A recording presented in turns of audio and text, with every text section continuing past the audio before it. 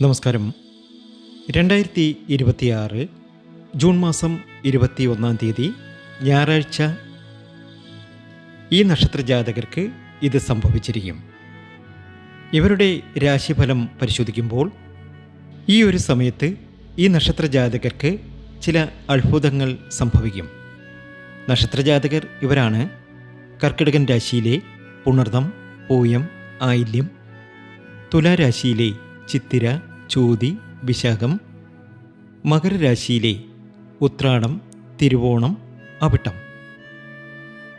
ഈ നക്ഷത്ര ജാതകർക്ക് ഞായറാഴ്ച ദിവസം എന്തൊക്കെ കാര്യങ്ങളാണ് ഇവരുടെ ജീവിതത്തിൽ സംഭവിക്കുന്നതെന്ന് നമുക്ക് ഇന്നത്തെ വീഡിയോയിലൂടെ നോക്കാം.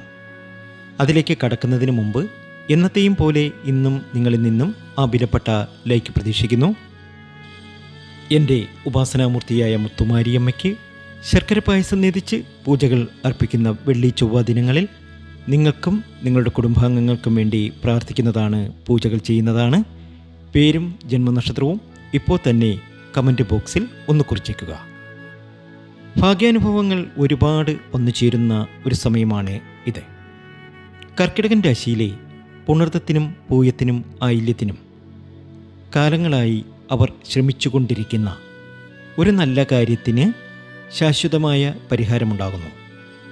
അതൊരു പക്ഷേ വീട് വയ്ക്കുന്ന കാര്യമാകാം, സാമ്പത്തികമായി നേട്ടമുണ്ടാകുന്ന കാര്യമാകാം, മറ്റെന്ത് കാര്യമോ ആകാം. ഈ സമയത്ത് ഇവർ മനസ്സ് വെച്ച് അതിനായി ഇറങ്ങിത്തിരിച്ചാൽ തീർച്ചയായും അത് നടന്നു കിട്ടും, ഉറപ്പാണ്. അപ്പോൾ വീട്ടിൽ സന്തോഷകരമായ സാഹചര്യങ്ങളുണ്ടാകും. കുടുംബാംഗങ്ങളുമായി നല്ല ബന്ധം നിലനിർത്താൻ സാധിക്കും. പങ്കാളികളിൽ നിന്ന് കൂടുതൽ സ്നേഹവും പിന്തുണയും ലഭിക്കുന്ന ദിവസമായിരിക്കും. ജോലിയിൽ മേലധികാരികളുടെ പിന്തുണ ലഭിക്കുന്ന സമയമായിരിക്കും.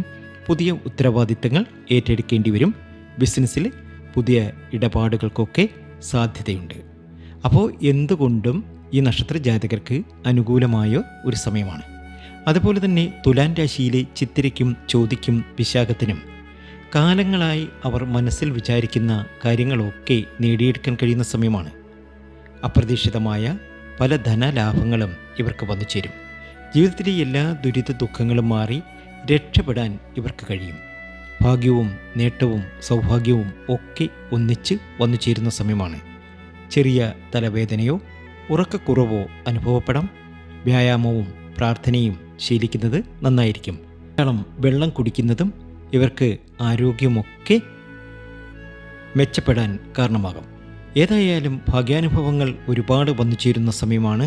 എല്ലാ രീതിയിലും നേട്ടം, ഭാഗ്യം, ഉയർച്ച ഒക്കെ ജീവിതത്തിൽ വന്നു ചേരും. അടുത്ത നക്ഷത്ര ജാതകർ മകരരാശിയിലെ ഉത്രാടം, തിരുവോണം, അവിട്ടം എന്നീ നക്ഷത്ര ജാതകരാണ്. ഇവർക്കും ധനപരമായി ഒരുപാട് നേട്ടങ്ങൾ വന്നു ചേരുന്ന സമയമാണ്. ഇവർ ക്ഷേത്ര ദർശനം നടത്തണം. പ്രത്യേകിച്ച് ദേവീ ക്ഷേത്രത്തിലൊക്കെ ദർശനം നടത്തി വഴിപാടുകളൊക്കെ സമർപ്പിച്ച് മുന്നോട്ട് പോകണം. ഭാഗ്യാനുഭവങ്ങൾ ഒന്നിനുമേൽ ഒന്നായി വന്നു ചേരും. ആഗ്രഹിക്കുന്ന കാര്യങ്ങളൊക്കെ നേടിയെടുക്കാൻ ഇവർക്ക് കഴിയും. കുടുംബത്തിൽ ഐക്യതയുണ്ടാകും. അതുപോലെ തന്നെ ആയുരാരോഗ്യ സൗഖ്യമുണ്ടാകും, സമ്പത്തുണ്ടാകും, നല്ല ബന്ധങ്ങൾ, നല്ല സുഹൃത്തുക്കളെ ലഭിക്കും.